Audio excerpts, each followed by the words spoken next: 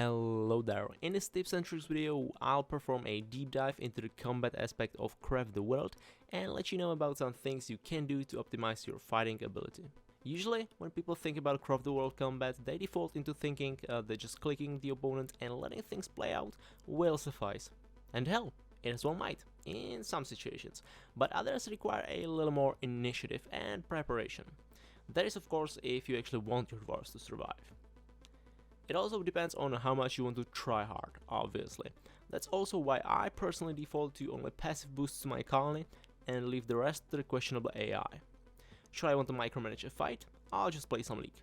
So, this first category has things that are very basic and probably even redundant to mention, but I'm gonna mention them nonetheless. First basic tip would be to periodically upgrade your gear, and not only that, but also craft other stat buffs as well. There are a lot of ways to improve the fighting chance of your army, and I feel like this is the easiest one to go with. See a shiny new weapon unlocked? Go for it. It's absolutely going to be better than the last one, with just a little caveat that we'll go through together. There's a hit rate bonus to melee weapons, which as far as I'm concerned just translates to attack speed. The prime example, even mentioned on wiki, being Mithril Sword and Hammer, where the sword would essentially be able to deal more damage as it can be swung faster. Based on this fact, you might think that some of the weapons are better than others because of this. But essentially, the only weapons where there is a noticeable difference between two weapons of similar attack stat are the aforementioned Mithril Sword and Mithril Hammer, with the sword being superior. If you want to research this a little more, I'll leave you a link to the wiki in the description, but I think that this is too negligible and convoluted for the purposes of this video. Let's get into something more straightforward again. Now, there are 4 plus 4 or 5 accessories you should care about when it comes to fighting. The first 3 are accessible from the technology tree: Grinding Stone for warriors, Archer's Glove for, well, archers, and lastly, Bag of Elixirs for mages. All of these increase their corresponding skill by 30%, so the better the base skill, better the buff. The fourth are shields, which are accessible to you only if you own the Sisters in Arms DLC, but if you do, make sure to get them as they add a lot of survivability to your warriors. The remaining accessories come in form of loot from either dungeons around the map or biomes. We're talking about life, skills, and zombie rings. Pincer necklace, and arguably even the ring of speed, even though its helpfulness in battle is questionable. These can range from extremely useful to mildly helpful, but if you really want all the advantage possible, they are something to look into. Lastly, in this category there is a tiny buff of 5 flat warrior skill achieved by building the Gunner Iron Fist statue.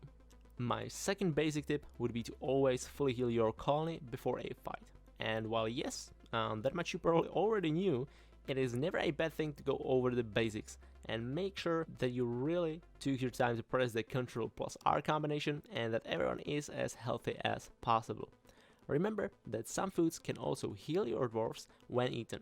Ctrl plus E, by the way. Alternatively, you can use bandages, health potions, or wine, or rely on your mages to do the hard work. My third tip in the basic category would be to invest in combat skill books and give one to each dwarf along with a corresponding weapon. This way, your dwarves will from this point on forward automatically scale into the infinity and beyond, assuming they'll survive for long enough. The fourth and last tip in this category should be leveraged by anyone who owns the Heroes DLC. The tip is rather simple: do get the heroes and prioritize this task over anything else, as the heroes are super broken and really helpful. If all you want is combat strength, the top 3 heroes for you to get are probably the Paladin, the Burner, and Magni Hook Catcher. Paladin buffs your dwarves, Burner has insanely powerful spells, and Magni has a huge goddamn weapon, and trust me, he can use it well. Now, we're slowly getting into the more intermediate tips, starting off with another passive enhancement for your army. Tip number 5 is preparing special ammunition. This one is something I personally don't even bother with doing, as I would rather not try hard the hell out of a 2D Minecraft, but it can be a serious buff for your army. The only thing to look out for is that while you can restrain your archers' access to special arrows, you cannot restrict a mage's access to potions. which means that more than likely your mages are just gonna waste the most powerful spells on a 1 HP random skeleton before the big fight even breaks out. Thinking about this, I realized there is a solution for that, but you'd have to take their staves away up until the battle, as no staff equals no magic. Another tip in the intermediate category, tip number 6, requires a little more hands-on approach. But if you already considered crafting special ammunition, you will probably have no issues with engaging the fight yourself. Through magic, of course. Be it a well-placed portal for flanking or a fireball into the unsuspecting lines of the enemy. As long as you have mana, there should be no problem. And remember, if it runs out, there are always the mana potions you can use in the equip screen. Tip number 7 is choosing the best possible place for a confrontation. Usually, you would want to stay away from an uneven terrain, with your enemy having the high ground advantage, as that may lead to an unnecessary HP loss on the dwarf's part and a headache on yours. You should also attempt to avoid water, as that is not really the dwarf's best friend, and there probably is not anything worse than drowning whilst getting bonked on the head by a skeleton. I'd also like to say that fighting on ledges near high drops is not the greatest either, as your dwarfs can easily get killed by the fall damage. Lastly, I think you should always try to find a choke point which can be well held by your troops, and you can also help yourself with that using the Horn spell. Number 8 is for people who do own the Bosses and Monsters DLC, as there are these special researches you can work on, which will help your army greatly. You should probably focus on the HP improvement, but the skills threshold is a great investment as well, considering you can increase the combat skills of your legions this way. There's also the mana regen, which could help you indirectly, but I think you kind of knew that already. Anyways, now we'll move into the final category that I have labeled here as the most sweaty. First two are gonna be more practical, and the latter two more theoretical. Some of these things I do outside of like big battles, but if I actually use these in combat, I'd almost feel dirty. Anyways, I digress. Tip number 9 from the most sweaty category is healing your dwarves during battle. And while yes, it is fairly basic, it still requires your input, and it is honestly pretty overpowered, as I have shown in the 23rd episode of my playthrough. You can check that out in the video description. The smartest way to approach this would of course be having a special tank in your colony equipped with as much armor as he can carry and healing him. Should everything go well, no one else would even need any armor. Tip number 10 is using scaffoldings to your advantage in battle. We briefly touched on this in tip number 7, where I kind of outlined all the problematic spots for fighting. If you really wanted, you could just get over all the negatives with a few well-placed scaffoldings.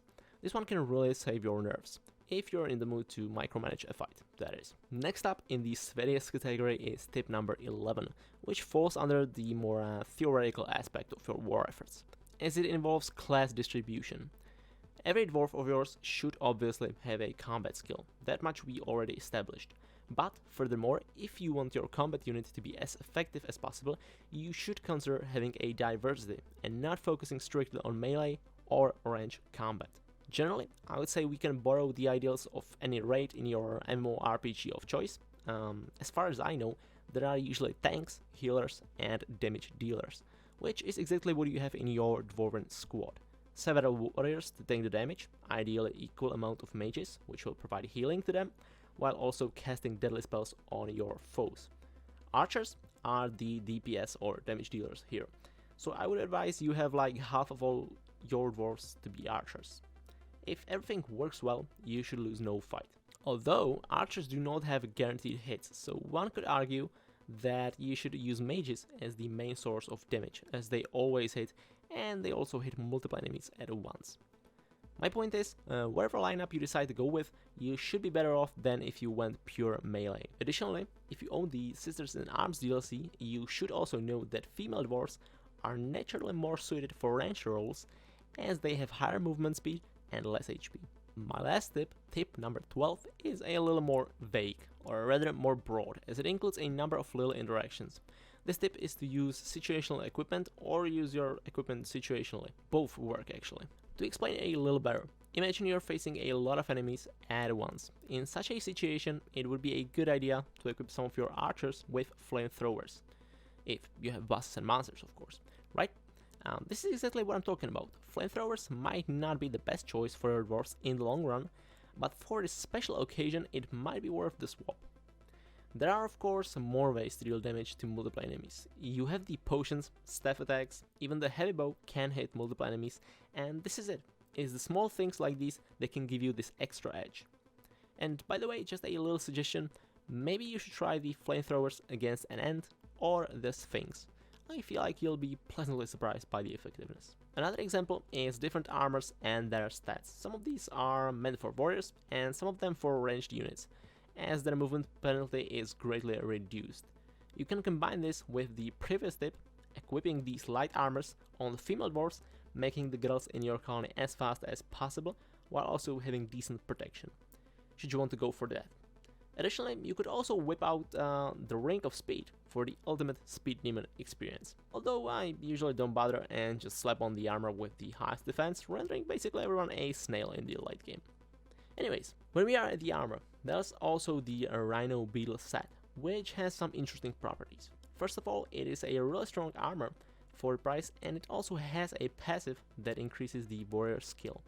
Once again, maybe it's not better than other armor late game, but it has its uses, especially when your dwarves aren't all that skilled in combat yet. Another one of these interactions is guardians being vulnerable to mithril weapons.